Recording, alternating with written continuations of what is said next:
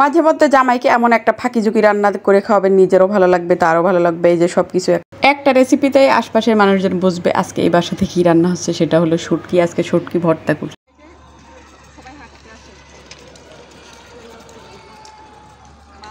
যারা আপনার সামনে মিষ্টি মিষ্টি কথা বলে তারা কি সবাই আপনাকে পছন্দ করে? যাদের মনের মধ্যে আরো তিতাই ভরা। মাছের কাঁটা যেমন গলায় বাঁধলে না পারবেন গিলতে, না পারবেন ফেলতে, কিছু সম্পর্ক আছে এমন না পারবেন ফেলতে। অন্যকে দেখে উপহাস না করে নিজে তার মতো একটু কিছু চেষ্টা করে নিজে যতটুকু যা পারেন তাতে দেখবেন নিজে ভালো থাকবে। এর মধ্যে এমন ছোট ছোট ভুল হয়ে যায়। এই যে বাজার থেকে মাছ কাটিয়ে আনা হলো আর মাছের ডিমটা পুরো তিতাই হয়ে গেল।